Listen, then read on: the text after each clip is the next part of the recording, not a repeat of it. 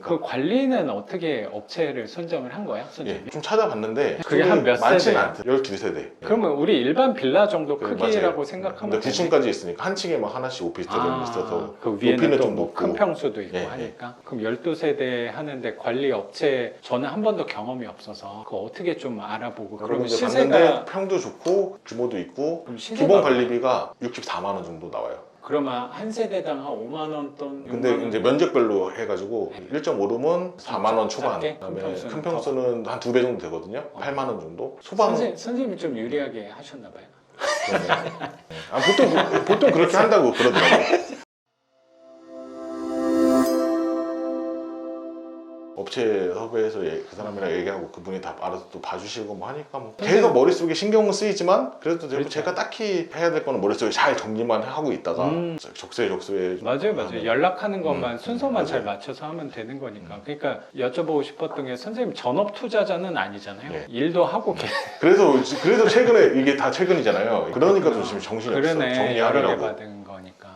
맞아요. 뭔가 마음이 불편한 구석이 있죠. 항상 신경이 그쪽으로 가 있는. 좀 신경이 뭐 계속 쓰이긴 하죠. 이게 그렇죠. 정리될 때까지. 내가 가가지고 뭘 하는 건 아니지만. 거의 끝나가서 지금 네. 이제 거의 끝나가서 그러면 오산 2개 중에 하나는 재계약한 거고 하나는 임대를 임대 내놓은 거고 그러면 이것도 금방 또 월세는 네, 나갈 청소- 수 있을 거라고 맞아. 생각이 들어요. 청소를 저번 주 토요일에 했으니까 어제 연락드렸어요. 부동산 청소 끝나고 소리 다 끝났으니까 이제 맞춰주셔도 될 것 같아요. 9월 네. 1일부터 관리도 시작합니다. 이렇게 네. 연락드렸으니까 그 관리는 어떻게 업체를 선정을 한 거야? 선생님? 예, 좀 찾아봤는데 그 동네에 그게 한 몇 많지는 세대야? 않더라고요. 몇 세대? 그 한 건물이요? 한 20개? 12세대. 12세대? 그러면 우리 일반 빌라 정도 크기라고 맞아요. 생각하면 근데 9층까지 있으니까 한 층에 막 하나씩 오피스텔이 있어서 그 위에는 높이는 또 좀 뭐 큰 높고. 평수도 있고 예, 예. 하니까 그럼 12세대 하는데 관리 업체 저는 한 번도 경험이 없어서 그거 어떻게 좀 알아보고 시세가 어느 정도 궁금해서 관리 업체를 이렇게 인터넷 찾아서 알아본 거야? 그러면 시세가 봤는데 평도 좋고 규모도 있고 그럼 시세가 기본 관리비가 64만 원 정도 나와요. 그러면 한 세대당 한 5만 원 돈? 근데 이제 면적별로 해가지고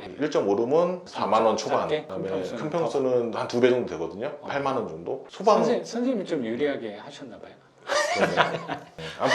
보통 그렇게 한다고 그러더라고요. 아니 여기가 위에 하나 남았거든요.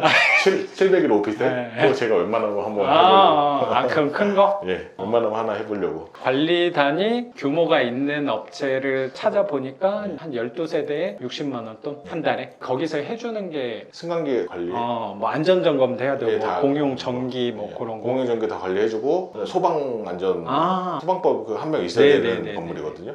그쪽 해주고 청소 분리수거 뭐 이쪽 해주고 정화조 청소 정화조 청소해주고 주기적으로 예. 관리해주는 거면 관리비 고지서 발급해주고. 그래도 딱 구세금 맞춰서 하는 괜찮은 업체라는 생각이 좀 드네요. 네. 그 정도. 그러니까 제가 또 딴 데 관리비 내는 것도 많고 그러니까 인천에 혹시 유명한 설이라는 데가 맞아 있어요. 거기 빌라 황제들하고 좀 연관이 돼 있다는 소문도 제가 듣긴 했거든요. 거기가 관리비가 좀 비싸거든요. 맞아. 한 군데 풍이동에 이거 받은 데는 설이었는데 바꿨어요. 딴 데로. 잘했네.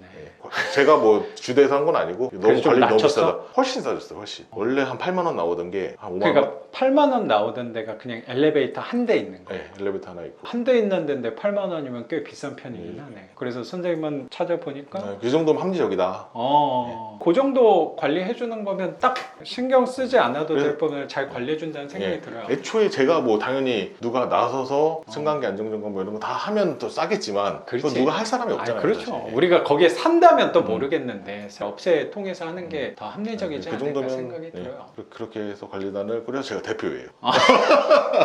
그래서 그 7층도 꼭 갖고 가는 네, 걸로 네. 하면 더 구색이 맞춰지겠어요, 선생님. 그래서 이렇게 오산 물건도 친구분하고 선생님까지 해서 관리단까지 꾸리신 건 거고, 이거부터는 비교적 다 최근에 낙찰을 받으셨다고 투자금도 많이 줄었다. 11번 인천 서창동에 오피스텔 거기 유일하게 오피스텔 하나 있는데 이게 있거든요. 거기도 동네가 좀 깨끗하잖아요. 네, 좋더라고요. 근데 동네가. 세가 좀 싸지 않아요? 오. 이미지가 좀 그런 느낌인데. 제 생각에는 이제 원룸도 좀 조그만 것도 괜찮네, 월세도 잘 나오고 관리도 훨씬 쉽지 않을까라고 생각했는데 조그만 건 이제 그만하려고요. 충분히 늘어난 것 같아서. 요 서창도 오피스텔이 원룸 원룸으로 8평짜리인데 그러면 얘는 가격은 좀 저렴한 걸로 한 거 같아요. 그건 좀 돼요. 가격이 6,600. 좀 되는 거 아니에요? 그리고 그래요. 6,600 들어보니까 그래도 깨끗한 예, 맞아요. 건물이라는 생각이 깨끗하고 들어요. 관리도 잘 되고. 얘는 대출을 안 받은 거고. 예, 대출 안 받아. 못 받았어요. 알아보면 나올 수도 있나요? 6,600 정도? 그거를 선생님이 저는 항상 그분 맨날 하시는 분 그분한테만 물어보고 어려울 것 같아요. 그럼 그냥 하지 뭐 이렇게 하다가 이제 돈 다 썼거든요. 그러니까 이게 우리한테 중요한 거는 나는 대출 계산이라고 생각하거든요. 선생님도 아시겠지만 난 쓰는 가격도 중요하다고 생각하는데 이 가격에 대출이 얼마 나오느냐가 굉장히 중요한 사람이었던 것 같고 지금도 그걸 중요하게 생각하고 가려고 노력하는 저는 것 같아요. 지금부터는 중요해졌어요. 그렇잖아요. 그래서 아마 맞아요. 제가 대출 얘기할 때 제가 느꼈을 때는 선생님이 혹시라도 이 계산대로 안 나오면 뭐 그냥 내가 갖고 있는 돈으로 아니면 좀 덜 나오면 수익률 떨어져도 상관없어의 관점에서 그 부분을 좀 유심히 생각을 좀 덜 하셨다는 생각도 제가 드는데 대출은 계산한 대로 무조건 나와요. 그냥 6,600짜리는 대출이 나오냐가 질문이라기보다 내 생각에는 감정가가 얼마짜리에 낙찰가가 얼마 이렇게 물어보면은 제가 답변 드리기가 좀 수월할 것 같긴 물어보긴 하거든요. 물어봤어요. 감정가가 근데 얼마인데? 뭐 그럼 제가 답변을 해줄게요. 8,000 8,000은 인천이면 4,800 방차감이잖아요. 그러면 오피스텔이면 5,600에 4,800 빼잖아요. 그러면 안 나와요. 그러더라고요. 이건 무조건 안 나와요. 근데 6,600짜리가 다 안 나오는 게 아니고 이게 감정가가 혹시라도 1억 6천짜리였어. 그러면 나올 수 있어요. 감정가에 따라 달라지는 거예요. 저도 감정가 생각 안 했었는데 뭐 그러니까 1억, 이제- 1억 감정가가 1억 8천 이상이면 거의 무조건 나온다고 보면 그렇지. 되더라고요. 그래서 광주 거 같은 경우는 뭐 덩치 큰 것들이 좀 있잖아요. 감정가 대비 낙찰가가 멀수록 내가 쓴 가격의 80% 가능성이 크다.